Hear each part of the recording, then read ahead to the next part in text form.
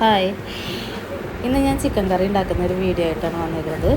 അപ്പം ഞാൻ long video ഇട്ടിട്ട് കുറേ നാളായി, 2 ആഴ്ചയിൽ കൂടുതലായി. അപ്പോൾ ആദ്യമേ ഞാൻ പറയാം, ഇത് കാണുന്നവരാരെങ്കിലും ഉണ്ടെങ്കിൽ ലൈക്ക് ചെയ്തിട്ടൊന്ന് സപ്പോർട്ട് ചെയ്യണം, സബ് ചെയ്യണം, സബ്സ്ക്രൈബ് ചെയ്യണം. ഞാൻ ചിക്കൻ കറി ഉണ്ടാക്കുന്ന വീഡിയോ സ്റ്റാർട്ട് ചെയ്തു. അപ്പോൾ ഞാൻ ഇതിന് വേണ്ടിയിട്ട് 2 കിലോ ചിക്കനാണ് എടുത്തേക്കുന്നത് കേട്ടോ. അപ്പോൾ ചിക്കനൊക്കെ ഒന്ന് കഴുകി കൊണ്ടുവന്നു. അതിലേക്ക് മഞ്ഞൾപ്പൊടി, മുളക് പൊടി, ഉപ്പ്, കറിവേപ്പില, ഇഞ്ചി, വെളുത്തുള്ളി ചതച്ചത് ഒന്നിട്ടിട്ട് നന്നായിട്ടൊന്ന് ഇളക്കുന്നുണ്ട്. ഇളക്കിയിട്ട് നന്നായിട്ട് മിക്സ് ആക്കിയിട്ടൊന്ന് മാറ്റി വെക്കുന്നുണ്ട്. ഒരു അരമണിക്കൂറൊക്കെ മാറ്റി വെച്ച് കഴിഞ്ഞാൽ മസാല നന്നായിട്ട് പിടിച്ചോളും.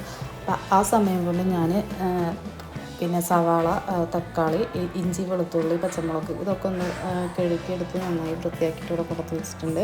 നമ്മൾ സവാള കരിഞ്ഞ് ബാക്കിയെല്ലാം സെറ്റാക്കി വരുമ്പോഴേക്കും 1 മണിക്കൂറാകും.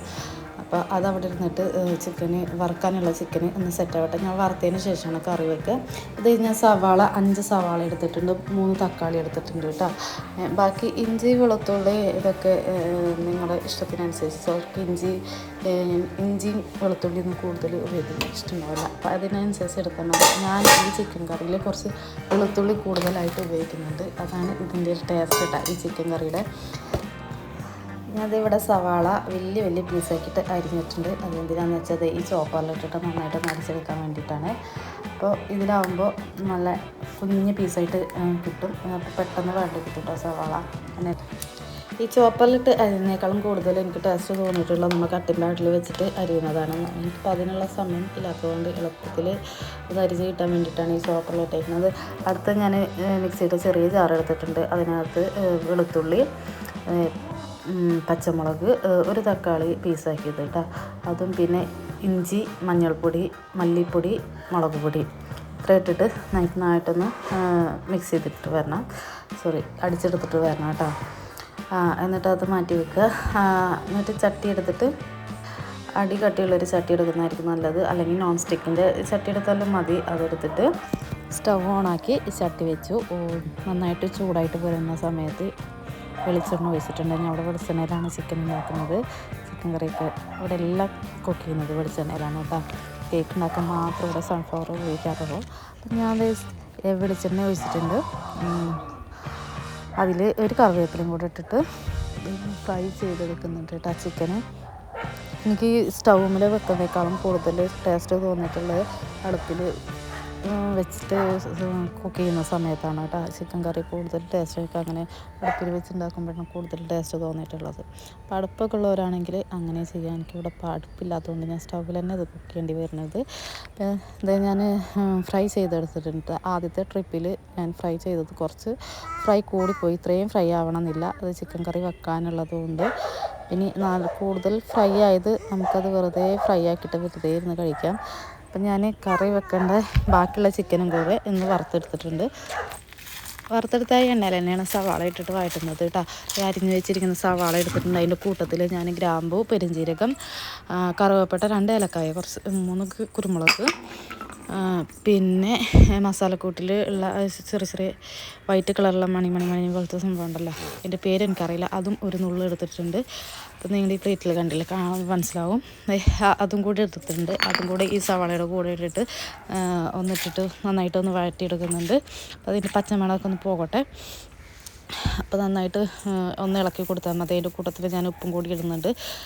പെട്ടെന്ന് ഒന്ന് വഴണ്ട് കിട്ടാനും കൂടിയാണ് ഇപ്പോൾ തന്നെ ഉപ്പൊക്കെ ഇട്ടിട്ട് നന്നായിട്ട് വഴറ്റുന്നത് കേട്ടോ.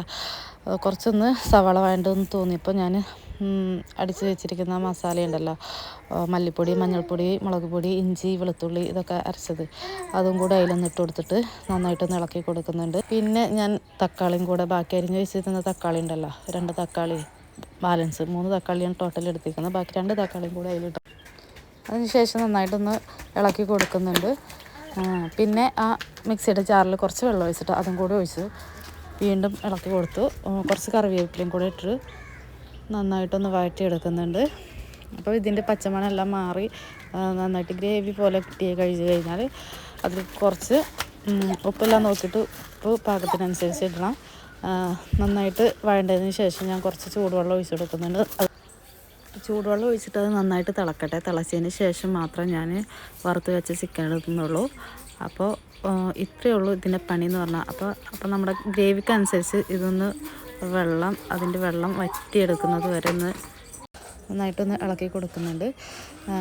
ഇപ്പം ഈ ചിക്കൻ കറി എന്ന് പറഞ്ഞാൽ ഞാൻ ബിരിയാണിക്കുള്ള ചിക്കൻ കറിയാണ്. അപ്പോൾ ബിരിയാണി എന്ന് പറയുമ്പോൾ ചിലർ മലബാർ ഏരിയകൾ കേൾക്കുന്നവർ വിചാരിക്കും നമ്മുടെ ബിരിയാണിക്ക് എന്തിനാണ് ഇതുപോലത്തെ ചിക്കൻ കറിയെന്ന്. ഇത് ഞാൻ തൃശ്ശൂർ സ്റ്റൈലിലാണ് ബിരിയാണി ഉണ്ടാക്കിയിരിക്കുന്നത്. നമ്മൾ മലബാർ ഏരിയത്തെ പോലെ ദം ബിരിയാണിയല്ല. ഇവിടെ ബിരിയാണി എന്ന് പറയുമ്പോൾ ദമ്മിന് ദമ്മും സെപ്പറേറ്റ് ആയിട്ടാണ് ബിരിയാണിയും ചിക്കൻ കറിയും സെപ്പറേറ്റ് ആയിട്ടാണ് ഉണ്ടാക്കുക കേട്ടോ. അപ്പോൾ ഞാൻ ഇതിൻ്റെ ലാസ്റ്റ് കൊടുക്കുന്നുണ്ട് ബിരിയാണിയുടെ ഫോട്ടോയും ചിക്കൻ കറിയുടെ കേട്ടോ. അപ്പോൾ ഞാൻ സെപ്പറേറ്റ് ആയിട്ടാണ് ഉണ്ടാക്കിയിരിക്കുന്നത്. ഇവിടെ വീട്ടിൽ ദം ബിരിയാണി ഉണ്ടാക്കുന്ന അത്ര വലിയ ഇഷ്ടമല്ല. പിന്നെ ദം ബിരിയാണി കഴിക്കണമെന്നുണ്ടെങ്കിൽ ഞാൻ മലപ്പുറത്ത് പോകണം, അപ്പോഴാണ് ദം ബിരിയാണി കഴിക്കുള്ളൂ. അപ്പോൾ ഞാൻ ഇതുപോലെ സെപ്പറേറ്റ് ആയിട്ട് ബിരിയാണി ഉണ്ടാക്കുന്നതിൻ്റെ വീഡിയോ ഞാൻ വേറൊരു വീഡിയോയിലിടാം കേട്ടോ. അപ്പോൾ ഇത്രേ ഉള്ളൂ ഇതിൻ്റെ പണി എന്ന് പറഞ്ഞാൽ. അപ്പോൾ നന്നായിട്ടൊന്ന് തിളച്ചിട്ടുണ്ട്. ഇതിന്ന് ഗ്രേവി ആയി കിട്ടുന്നത് വരെ ഞാനിത് ഇളക്കിക്കൊണ്ടിരിക്കുകയാണ്.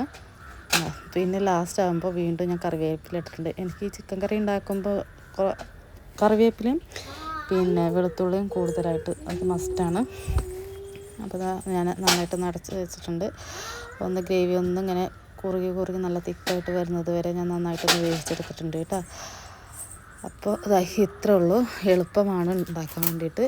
എളുപ്പത്തിലുണ്ടാക്കിയ ചിക്കൻ കറിയാണ്. ഇതൊന്ന് ഇഷ്ടമായ എല്ലാവരും ലൈക്ക് ചെയ്യണം. അപ്പോൾ സബ്സ്ക്രൈബും ചെയ്യാൻ മറക്കണ്ട.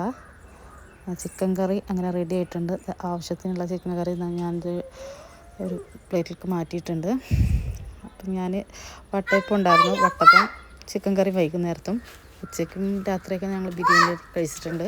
അപ്പോൾ ഞാൻ അതിൻ്റെ ലാസ്റ്റ് അതിൻ്റെ ഫോട്ടോയും ഒന്ന് കൊടുക്കുന്നുണ്ട്. ഇവിടെ ചിക്കൻ കറിക്ക് നന്നായിട്ട് ഗ്രേവി ആവശ്യമുള്ളതുകൊണ്ടാണ് ഞാൻ 5 സവാളയും 3 തക്കാളിയൊക്കെ വെച്ച് ഉണ്ടാക്കി വെക്കുന്നത് കേട്ടോ. അപ്പോൾ നിങ്ങൾ ഉണ്ടാക്കുമ്പോൾ നിങ്ങൾക്ക് ഇത്രയും ഗ്രേവി ആവശ്യമില്ലെങ്കിൽ ഇത്രയും സവാളയൊന്നും എടുക്കണ്ട. ഇത്രയും സവാളയും തക്കാളിയൊന്നും വെച്ച് ഉണ്ടാക്കണമെന്നില്ല. പക്ഷേ നല്ല അടിപൊളി ടേസ്റ്റാണ്. അപ്പോൾ എല്ലാവരും ഒന്ന് ഉണ്ടാക്കി നോക്കണം. ഒന്ന് ലൈക്ക് ചെയ്യാൻ മറക്കല്ലേ കേട്ടോ.